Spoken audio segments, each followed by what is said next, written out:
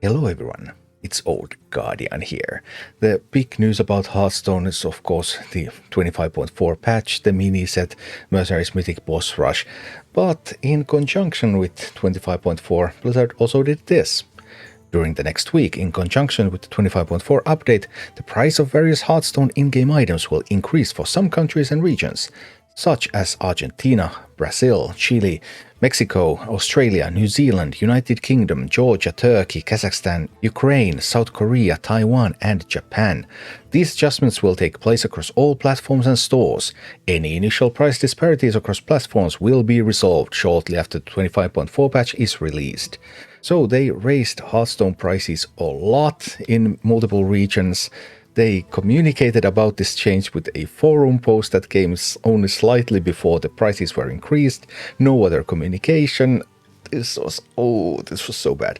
They knew this was bad news. They didn't want publicity on it. And yeah, people just mostly found out from the shop, hey, I want to buy the mini set. Oh, look, prices have increased. Well, how much have prices increased? Twitter obviously has been on fire about this, so we have lots of screenshots. Nara Silvestre.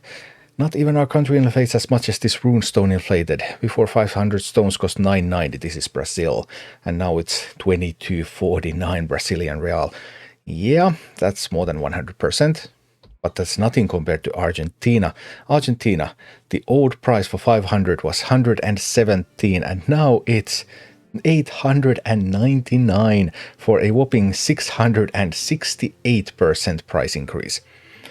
Whoopie daisy, that's quite a lot. And there are some quite significant price increases elsewhere as well. In Mexico, around 33% increase. And then some are more modest, like in Japan, roughly a 2.5% price increase. So, whoa. Based on all of this data, so what happened?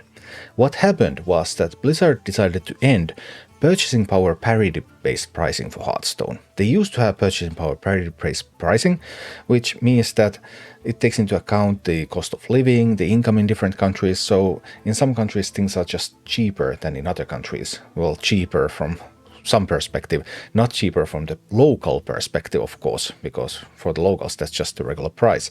And purchasing power parity and purchasing power parity pricing are very, very real things in economics. And then there's even, The Economist magazine has this hilarious index called the Big Mac Index, which actually quite closely follows the purchasing power parity between different countries by simply following the price of Big Mac burger in these countries. McDonald's is good with pricing. Obviously, they sometimes pursue different pricing strategies, so it's not 100% one-to-one match, but it's pretty close.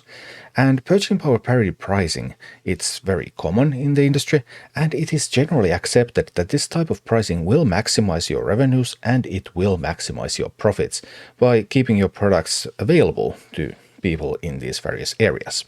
So because this type of pricing is so well known and so widely used, it's used in digital products too. For example, Steam uses this type of pricing for its titles. In Steam, well, you can opt out of it, of course, you have the power as a developer, but in general in Steam the prices will vary by region and it follows purchasing power. So why is Blizzard now ending this for Hearthstone? And I haven't seen that Blizzard would end it for other products, just specifically Hearthstone. So obviously the first question is Blizzard evil? Okay, I probably don't want to answer that question. But anyway, this is unlikely to be the right question. The right question is, okay, why have they calculated that they want to end this? Well, I can come up with two potential reasons. One is that they have data, that there's a significant number of people who are trying to claim that they reside in these lower cost countries and try to get packs at cheaper price. So abuse of the system. But that is pretty hard to do. And how many so computer savvy customers do they even have that this would present a significant percentage of their customers? I don't believe in the abuse stuff at all. I just don't see that it could possibly be such a big problem because the general Hearthstone player base just is not tech savvy enough to do it. And furthermore, even of the people who are tech savvy enough to do it, they just don't bother because it's not that big of a deal.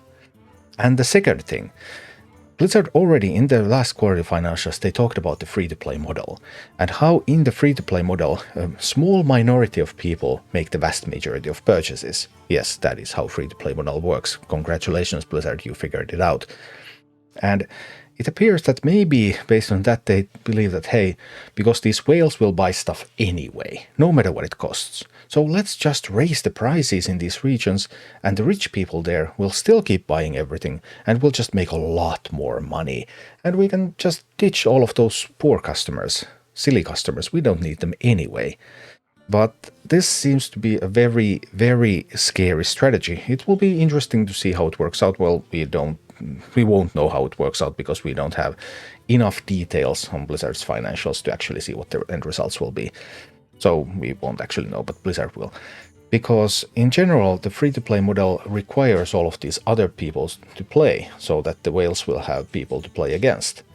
And if you just make it so that no one else wants to play, then you will have no whales either. So like, hey, free-to-play model, I want to make a free-to-play model game that only has whale players and ditches everyone else. But that's not quite how it works.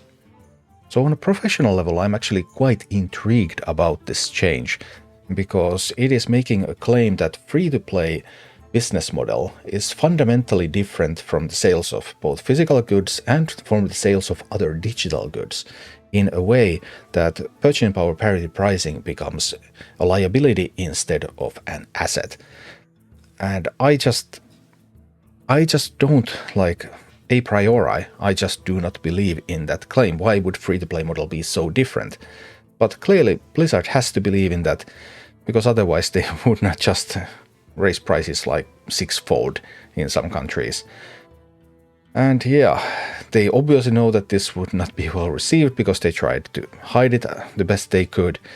But yeah, it is what it is, and we'll see.